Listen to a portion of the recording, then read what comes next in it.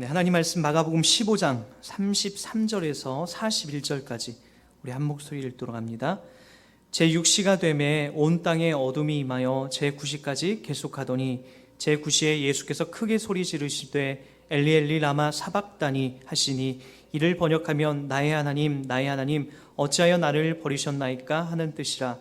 곁에 섰던 자 중 어떤 이들이 듣고 이르되 보라 엘리야를 부른다 하고 한 사람이 달려와서 해면에 신 포도주를 적시어 갈대에 꿰어 마시게 하고 이르되 가만두라 엘리야가 와서 그를 보내주나 보자 하더라. 예수께서 큰 소리를 지르시고 숨지시니라. 이에 성소휘장이 위로부터 아래까지 찢어져 둘이 되니라. 예수를 향하여 섰던 백부장이 그렇게 숨지심을 보고 이르되 이 사람은 진실로 하나님의 아들이었도다 하더라. 멀리서 바라보는 여자들도 있었는데 그 중에 막달라 마리아와 또 작은 야고보와 요새의 어머니 마리아와 또 살로메가 있었으니 이들은 예수께서 갈릴리에 계실 때에 따르며 섬기던 자들이요 또 이 외에 예수와 함께 예루살렘에 올라온 여자들도 많이 있었더라. 아멘. 저는 저희 아버지가 돌아가실 때 슬펐다기보다는 주변에서 워낙 많은 분들이 울기 때문에 저도 덩달아 이제 그렇게 울었던 적이 생각이 납니다.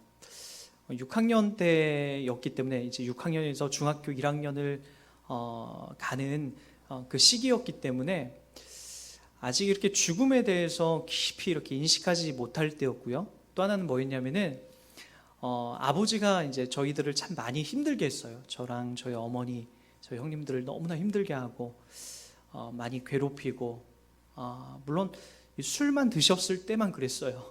술을 안 드시면 뭐 괜찮은데 그러니까 저희들은 그 어려서 밤을 이렇게 제대로 잘 이렇게 보내본 적이 많이 없었던 것 같아요. 술을 거의 드시고 매일 그렇게 오셨기 때문에 오시는 그 목소리만 되면 바짝 긴장을 하고 또 언제 오늘은 이게 빨리 끝내서 차라리 그냥 빨리 맞고 빨리 그냥 끝내서 잤으면 좋겠지 계속해서 능기적 때릴랑 말랑하면서 뭐 밤 12시, 1시, 2시 이렇게 넘어가는 것이 너무나 고통스러웠어요. 그런 일들이 이제 아주 너무나 많아지다 보니까 아버지가 어떻게 보면은 이렇게 돌아가셨다는 것, 물론 이제 예수님을 믿고 마지막에 몇 개월 앞두고 예수님을 믿고 신앙생활을 해 나가시면서 이렇게 소천하셨지만 그래도 그 제 안에 있었던 상처가 아버지가 돌아가시면서 다 씻겨진 건 아니었어요. 그대로 그것이 있었기 때문에 아버지가 돌아가시는 거에 대해서 이렇게 되게 슬프지가 않았어요. 그런 마음들이 제 안에 이제 많이 있었죠. 왜 울었느냐? 옆에서 많은 사람들이 울고 불고하고 뭐 아버지와 관계되어 있는 그 친척분들이 이렇게 우니까 저도 그거 이제 같이 옆에서 듣다 보니까 슬퍼서 울었던 기억이 나요. 예. 또 우니까 울음이 또 다른 울음을 만들고 그러니까 진짜 내 안에서 아버지가 불쌍해서 우는 울음은 아니었던 것 같아요. 오늘 이제 이 본문을 보면서 우리가 자꾸만 그런 마음으로 우리가 성경을 또 보려는 사람이 있어요. 이 부분을 읽을 때는 울어야 되는데 내가 감정적으로 좀 이렇게 숙연해져가지고 이 십자가에서 예수님이 죽으시는 이 장면을 볼 때는 불쌍한 마음도 들고 안쓰러운 마음도 들어서 이렇게 울어야 되는데 라고 하는 그런 어떤 감성적인 마음으로 우리가 이 본문을 보면 안 됩니다. 이 본문은 하나님께서 얼마나 침묵하고 그리고 얼마나 하나님께서 부재하시면서 이 과정을 허락하시는가를 여러분들이 보셔야 됩니다. 그러한 어떤 하나님의 부재 그리고 한 마리 제물로서 어린 양으로서 이 땅에 우리를 위해서 그토록 험한 길을 가시는 그 예수의 자리를 여러분들이 보셔야 여러분들의 실체가 보이기 시작하는 겁니다. 예수님께서 이 죽음의 현장에서 이렇게 끔찍하게 죽으셨구나. 그리고 예수님께서 이렇게 죽으실 때에 한 마리 어린 양으로서 이 땅에서 죽으실 때에 하나님조차도 숨죽여 침묵하셨구나. 이걸 기꺼이 용납하시면서 부재하시는구나. 거기에서 우리가 뭘 발견해야 되냐면 우리의 죄를 발견해야 됩니다. 이러한 하나님의 일들 속에서 바로 나의 죄악이 그렇게 컸기 때문에 주님이 기꺼이 이 길을 가셨다는 것을 발견하고 확인해야 되는 것이지, 주님이 불쌍한데, 주님이 안쓰러운데, 그 십자가 못 박힐 때 얼마나 아팠을까, 얼마나 외로웠을까, 그렇게 가시면 안 돼요. 여러분 자신을 봐야 됩니다. 나구나, 나 때문에, 나로 인해서 이 길이 이렇게 주님이 가시는 거라는 것을 여러분들이 염두에 두시고 이 본문을 보셔야 된다는 거죠. 성경은 친절하게 33절에 와서 이렇게 얘기합니다. 제 6시가 되매 온 땅에 어둠이 임하여 제 9시까지 계속하더니. 성경에 나와 있는 이 이스라엘의 시간에 무조건 6시간을 더하면 정확히 우리 시간과 맞습니다. 그러니까 제 6시라고 하는 것은 거기다 6을 더하면 12시가 되는 거죠. 낮 12시. 그러니까 예수님께서 아침 9시에 십자가에 못 박히시고 12시를 가리키는 요 지점이에요.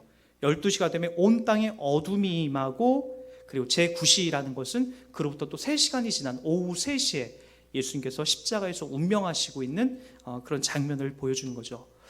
정확하게 6시간 동안 그분이 십자가에 못 박혀 계시다가 소천하십니다. 다른 십자가에 매달려 있는 사람들보다 좀 일찍 이렇게 죽으세요. 죽음을 맞이하세요. 이 6시간 동안 있다라고 하는 이 의미를 한번 여러분 잘 생각해 보세요. 6이라고 하는 것은 성경에서 늘 우리들 가운데 가르쳐 주지만 사람들의 숫자입니다. 불완전한 숫자예요.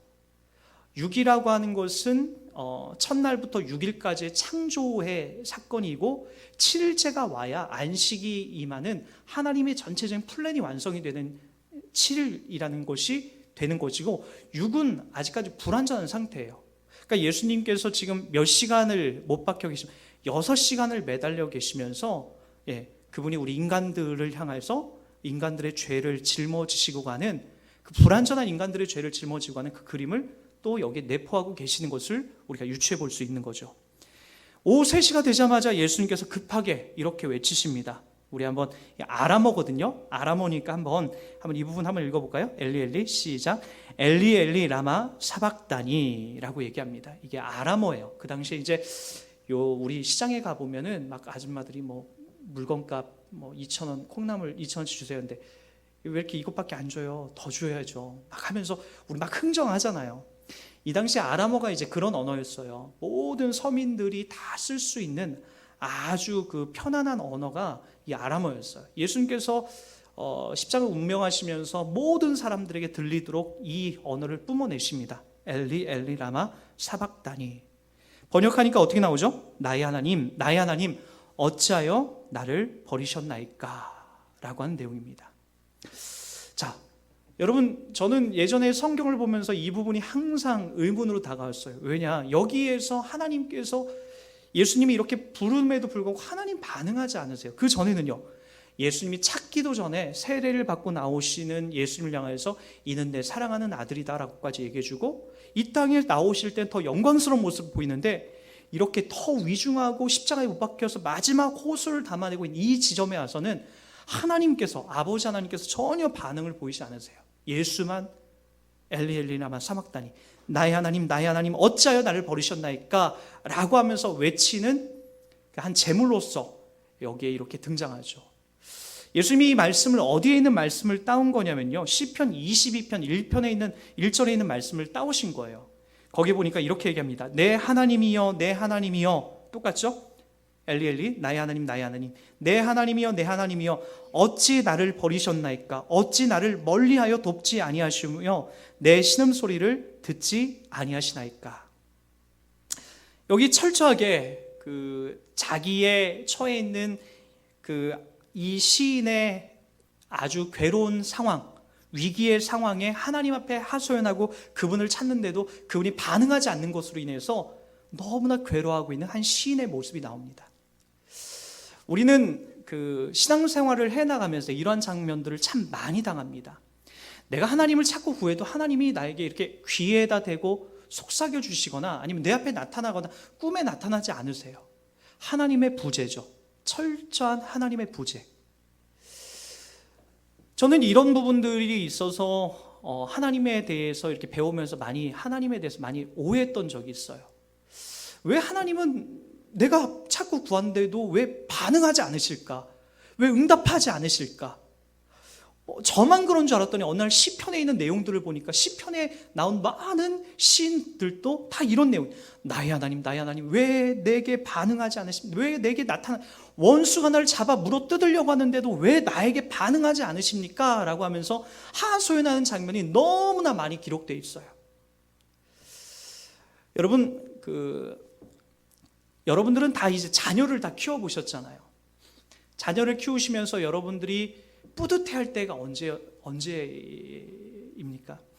지금이야 뭐 그런 것 잘 못 느끼시지만, 저는 이제 조그만 아이들이 엄마 아빠의 손을 안 거치고 본인들이 이렇게 해 나갈 때, 그때 되게 마음이 뿌듯해요.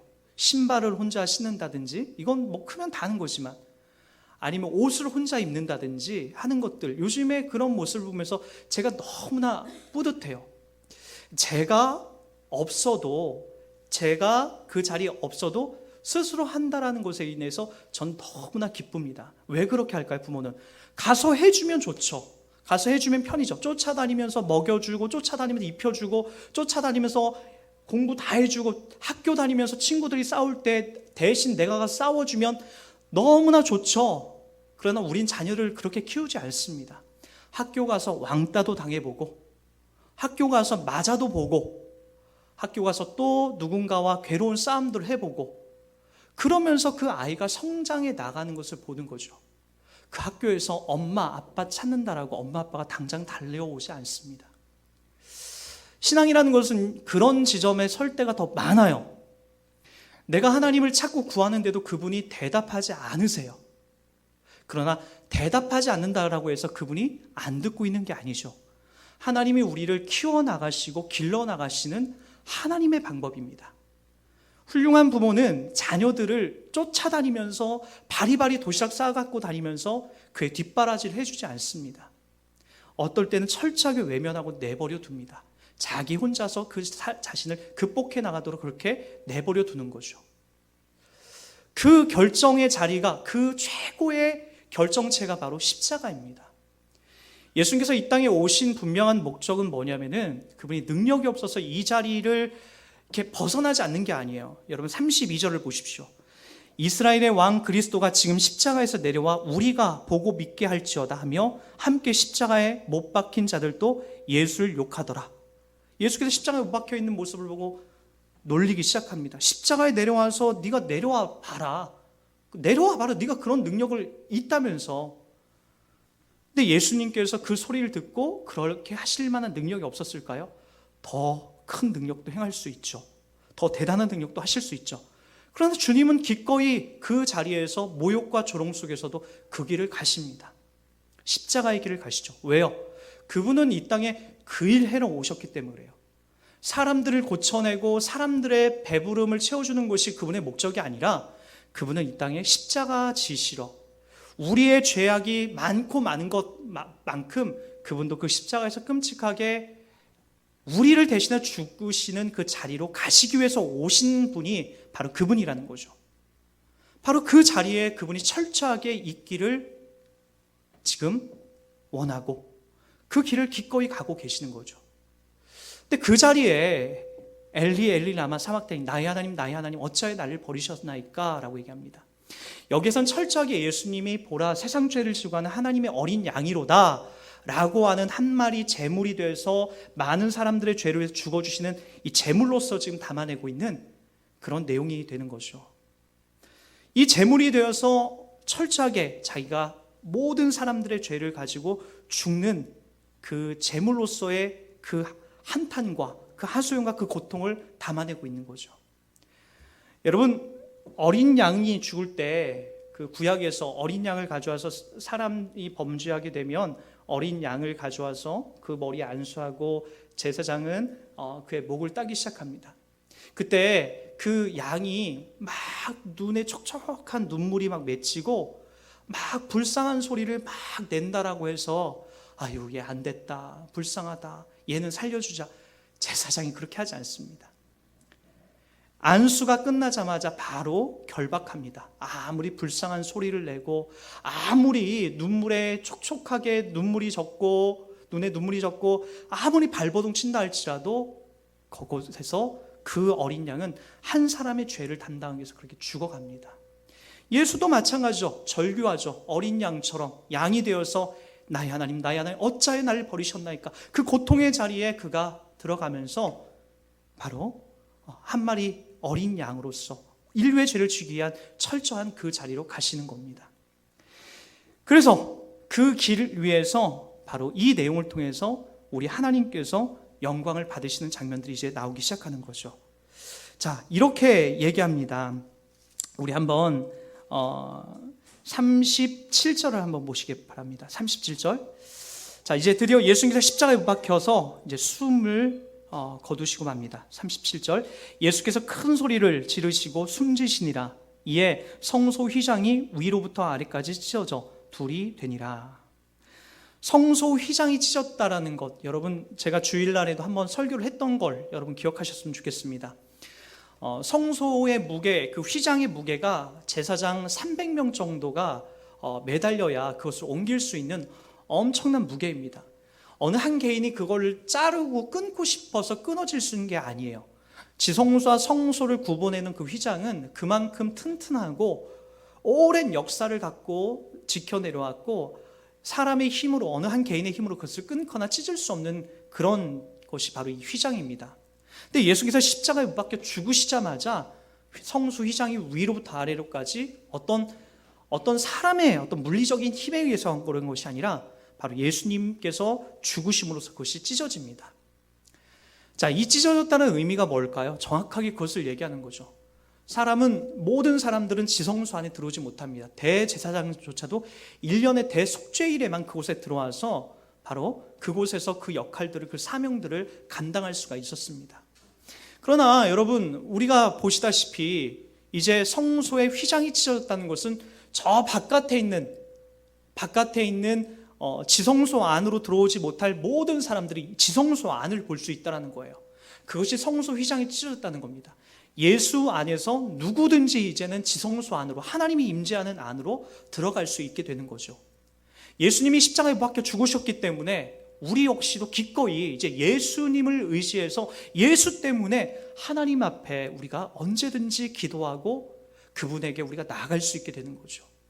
우리가 예쁘고 좋고 착해서 그런 것이 아니라 하나님은 우리를 보실 때마다 누구를 거쳐서 보시냐면 예수 그리스도께서 십자가에 피 흘려 죽으신 그 은혜로 우리를 보기 시작하는 거죠. 그래서 여러분들이 하나님 앞에 나아갈 때는 어떤 면에서는 좀 뻔뻔하셔도 괜찮습니다. 어떤 면에서는 여러분들이 뻔뻔하게 하나님을 찾으세요. 왜요? 예수님께서 그러한 일들을 우리들 가운데 하셨기 때문에요. 더 크신 일, 아무나 할 수 없는 일, 구약에서는 한 번도 등장하지 않았던 일, 성소와 지성소의 휘장이 찢어져서 누구나 하나님께로 나갈 수 있는 그 뻔뻔한 길이 우리들 가운데 열려있기 때문에 그렇다는 거죠. 그래서 여러분들이 그곳에 기꺼이 나가셔야 됩니다. 이것이 성경에서 말하고 있는 가장 중요한 십자가의 중요한 사건입니다. 누구든지 예수를 통해서 내게 와라. 어떤 자든지. 그 어떤 자들이 누굽니까? 39절과 그 이후에 계속해서 나오는 사람들입니다. 39절에 볼까요? 이것이 유대인들을 통해서 고백이 나와야 되는데 39절에 보니까 누가 먼저 예수님이 하나님의 아들임을 고백하냐면 보십시오. 예수를 향하여 섰던 백부장이 그렇게 숨지심을 보고 이르되 이 사람은 진실로 하나님의 아들이었도다 하더라. 백부장이라는 것은 이방 사람입니다. 이방 사람이 유대인이 아니에요. 로마 시민권자이거나 아니면 로마에서 파송된 군인이에요. 우리 식대로 얘기하면 한 중대장 정도 되는 그런 계급을 갖고 있는 거죠. 100명의 군사를 거느리고 다니는 백부장이에요. 그런 군사, 그런 대장격입니다. 100명의 군사를 거느리고 있는 이 백부장이, 이방인이 바로 예수를 지금 포위하고 밀란이 일어날 것을 지금 막으려고 온 이 사람이 이렇게 고백합니다. 그는 진실로 하나님의 아들이었도다. 유대인들을 통해서 이걸 받아내야 되는데 이방 사람에게, 그리고 이방 사람 중에서도 지금 우리나라 이스라엘을 식민지로 통치하고 있는, 무력으로 제압하고 있는 이 백부장에 의해서 바로 저 십자가에 못 박혀 죽으신 예수가 바로 하나님의 아들이었다라고 하는 고백을 담아냅니다. 어떻게 했기 때문에?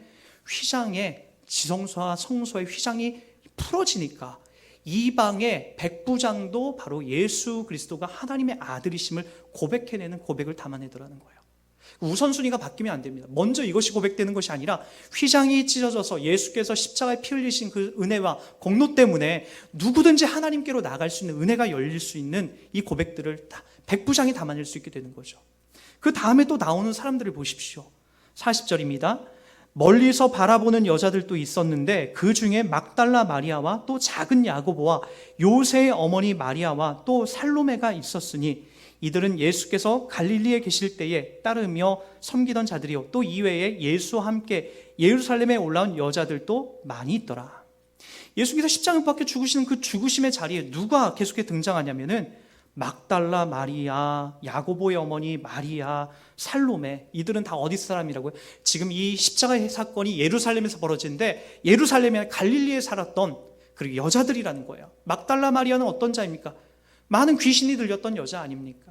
그러한 존재들, 그러한 사람들이 지금 세상 사람들이 봤을 때는 무시받고 천대받았던 여자이면서 저 시골에 살면서 그리고 귀신 들렸던 사람이면서 아무도 인정해주지 않는 이 당시에 아주 천한 그런 자리에 있었던 사람들이 예수께서 십자가에 못 박혀 죽으시는 그 자리, 그 영광스러운 자리에 그들이 거기에 있게 되더라는 거죠.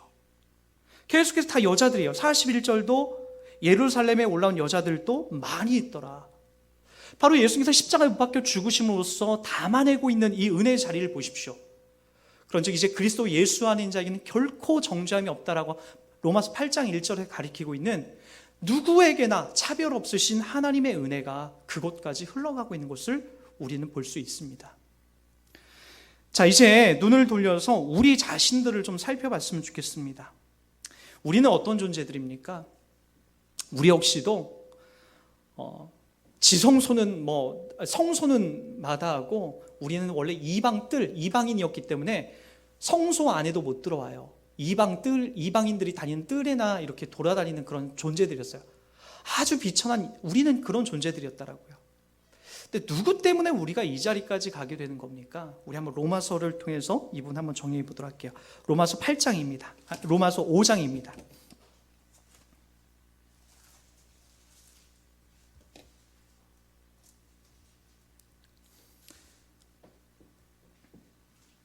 로마서 5장 6절부터 한번 보도록 할게요.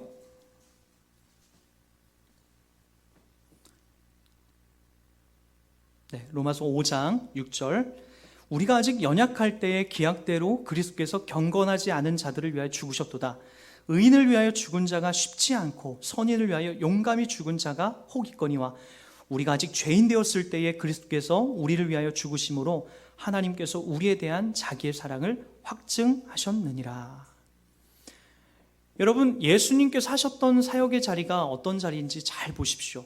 우리가 아직 연약할 때에, 그리고 우리가 아직 죄인 되었을 때라고 얘기합니다. 우리라는 건 누구죠?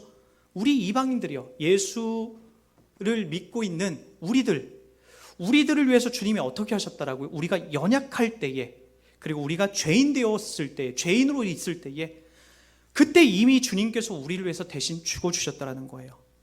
특히나 5장 8절을 보십시오. 우리가 아직 죄인 됐을 때 그리스도께서 우리를 위해 죽으심으로 하나님께서 우리에 대한 자기의 사랑을 확증하셨다라고 얘기해요. 이게 바로 신비하고 놀라운 지점이죠. 우리는 기브의 테이크를 너무나 좋아합니다. 내가 줘야 상대방이 나에게 줘야 나도 그것을 갚는다라고 이렇게 여기는 것이 너무나 익숙해져 있어요. 그러나 우리 주님이 하셨던 거 보세요. 우리가 좀 이렇게 잘난 구석이 있고 괜찮은 모양이 있어서 우리를 사랑한 게 아니라고요. 우리가 죄인 되었고 우리가 약할 때, 연약할 때에 아무것도 못하고 그리고 죄만 짓고 있을 때에 그때 하나님께서 우리를 사랑하셨다는 거예요. 그게 바로 십자가라는 거죠. 그러니까 여러분들이 예뻐서 구해준 게 아니라고요. 잘해서 구해준 게 아니라고요. 못하고 그리고 정말로 연약하고 아무것도 없는 그런 자리에서 하나님이 우리를 사랑해 주시는 그 자리가 바로 이 십자가의 자리인 거죠. 그러면서 우리들 가운데 그 은혜와 그 사랑을 받는 우리들에게 로마서는 계속해서 강조하는 게 있어요. 5장 1절부터 좀 보도록 할게요. 4장도 똑같은 이야기를 해왔는데 5장 1절에 우리들 보고 이렇게 얘기합니다. 그러므로 우리가 믿음으로 의롭다 하심을 받았으니 우리 주 예수 그리스도로 말미암아 하나님과 화평을 누리자. 또한 그로 말미암아 우리가 믿음으로 서 있는 이 은혜를 들어감을 얻었으며 하나님의 영광을 바라보고 즐거워하느니라. 다만 이뿐 아니라 우리가 환난 중에도 즐거워하니 이는 환난은 인내를, 인내는 연단을, 연단은 소망을 이룬 줄 알미로다. 소망이 우리를 부끄럽게 하지 아니함은 우리에게 주신 성령으로 말미암아 하나님의 사랑이 우리 마음에 부은 바 됨이니라고 얘기합니다. 우리 신자들이 이 땅에 우리가 연약하고 우리가 죄인 되었을 때 하나님의 사랑해 주신 그 사랑을 받은 자들이 이 땅을 살아가는 삶의 자리를 얘기하는 거예요. 그 자리가 어떤 자리죠? 우리가 환난 중에도 즐거워하나니 이는 환난은 인내를, 인내는 연단을, 연단은 소망을 이룬 줄 알미라는, 이것이 우리의 삶이죠. 우리가 부여받은 삶인 거죠. 5장 2절도 또한 그로 말미암아 우리가 믿음으로 서 있는 이 은혜에 들어감을 얻었으며 하나님의 영광을 바라보고 즐거워한다라고 얘기합니다. 우리의 즐거움은 이렇지 않죠. 우리는 좋은 일이 있어야 즐겁고 나쁜 일이 있으면 우리는 인생을 한탄하고 맙니다. 마치 그 갓난아기가 배가 고파가지고 엉엉거리고 울 때에 엄마가 그냥 사탕 하나 축 찔러주면은 그거 빨아먹으면서 다시 샤방샤방 웃는 것, 다시 배고프면 그냥 막 죽으라고 막 우는 그런 모습, 그게 우리 신앙생활을 해나가는 우리의 모습으로 참 많이 비춰질 때가 많아요. 그러나 십자가의 사랑과 그 은혜를 받은 사람은요, 그런 것에 우리가 빠지지 않아야 됩니다. 다만 이뿐 아니라 우리가 환난 중에도 뭐 한다라고 하죠? 즐거워한다라고 합니다. 이 지점이 어려운 거죠. 환난. 로마서를 기록한 이 당시에는요, 진짜 예수 믿는다라는 이유로 죽음에 이르기도 했습니다. 예전에도 제가 얘기했지만 이 당시 죽음은 그냥 이렇게 죽이는 죽음이 아니었어요. 물론 어떤 왕이 이제 들어서느냐에 따라서 사형법이 좀 바뀌었지만 보편적으로 입에다가 쇳물이 부어지는 사형을 당하기도 하고요. 그리고 기름가마에 던져져서 태워 죽이는 그런 일들도 있고요. 그리고 경기장에서 굶주려 있는 사자밥에 물려 뜯겨 죽게 되는 그런 그리스도인들이 숱하게 많았어요. 그것이 바로 그들에게 환난이었다라고요. 우리가 당한다라고 하고 있는 환난은 어떤 환난이죠? 누가 나를 조금 미워하는 것, 누가 나에게 물질적인 손해를 끼친 것, 누가 나에게 해코지하는 것, 누가 나를 미워하는 것, 누가 나를 계속해서 이간질하는 것, 우리가 당하는 환난은 이 당시에 당하는 환난과는 비교할 수 없어요. 더 크고 무섭죠, 이 당시는. 우리가 당하는 환난은 자꾸만 이 당시에 비춰서 사람들이 생각해도 미안할 정도의 어떤 환난을 갖고 우리는 힘들어합니다. 더군다나 그런 환난이 왔을 때 성경에서 우리들 가운데 가르쳐주는 것은 환난 중에도 뭐하라? 즐거워하라라고 얘기하는 거죠. 환난 중에도 즐거워한다라는 것은 내가 이렇게 그래, 내가 환난 중에도 내가 즐거워하지 이렇게 주문을 외운다라고 해서 되는 문제가 아니에요. 우리는 어느 지점으로 이 부분을 항상 끌고 와야 되냐면 주님께서 십자가에 못 박혀 죽으시고 그리고 나에게 영원한 이 소망을 안겨주신 그 지점으로 가야 나에게 당하는 이 환난과 그리고 나에게 당하는 이런 역경과 어려움들을 즐거워함으로 우리가 승화할 수 있는 힘이 생기기 시작하는 겁니다. 오늘 아침 저는 성남 화장터에 갔다 왔어요. 새벽에 이렇게 갔다 왔는데 우리 한계선 집사님의 이제 아버님께서 이제 화장하는 그런 날에서 갔는데 맨 첫 번째로 했어요. 7시에. 근데 7시에 한 6팀, 7팀이 화장터에 이렇게 들어오더라고요. 유독 가슴이 참 아팠던 그런 한 사람이 있었어요. 24~25살 됐을까요? 사진을 딱 본 나머지는 다 나이 드신 분이고 다 연로하신 분들인데 아주 젊은 한 청년의 그 사진이 이렇게 들어오더라고요. 그 바로 뒤편에 이제 목사님이 그래도 맨 앞에서 다행히 예수 믿는 분이에요. 이끌어 가시고 그 바로 뒤에 남루한 옷을 입고 계신 나이 드신 이 어머니가, 배짝 마르신 어머니가 대성통곡을 하면서 그 행렬을 쫓아가더라고요. 그리고 그 화장터 안에서 이제 태워지는 그 찰나에 말할 수 없는 슬픔과 애통을 쏟아내는 것을 보게 됐습니다. 큰 환난이죠. 큰 환난이죠. 말할 수 없는 큰 고통이고 환난이죠. 그런데 잠시 뒤에 바로 이런 찬송이 들리는 거예요. 열린 천국문 내가 들어가 세상 짐을 내려놓고 빛난 멸류관 받아 쓰고서 주와 함께 다스리리. 그 다음에 그 울음소리가 끝이고 그리고 함께 기도하면서 찬양하면서 잘 이렇게 차분하게 마무리가 되더라고요.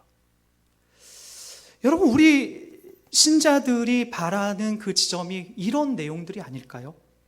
우리가 환난 중에도 즐거워하나니 환난은 뭘 낳고 인내를 낳고 인내는 연단을 낳고 연단은 무엇을 만들어가는 거죠? 소망을 만들어내는 거예요. 소망은 뭐죠? 잡히는 게 아니에요. 눈에 당장 잡히는 게 아니라고요. 내일이죠. 내일. 먼 미래죠. 하나님께서 우리들 가운데 십자가에 못 박혀 죽으심으로써 분명히 반드시 확실하게 만들어 놓으신 바로 그 은혜의 자리, 그 자리에 우리가 서게 되는 날인 거죠. 여러분, 그러면 우리들도 이 은혜와 이 사랑을 확인하는 것만큼 우리도 이 땅에서 당하는 환난을 환난으로 보지 않는 믿음이 생깁니다. 우리가 믿음이 이렇게 참 엮게 되는 가장 근본적인 이유는 그 자리에 서지 않기 때문에요. 자꾸 문제를 바라보고 그 문제 앞에서 우리가 너무나 많은 에너지를 쏟기 때문에 그런 거죠. 그러니까 소망이 안 보이는 거죠. 눈앞에 있는 그 문제밖에 더 이상 안 보이는 거죠.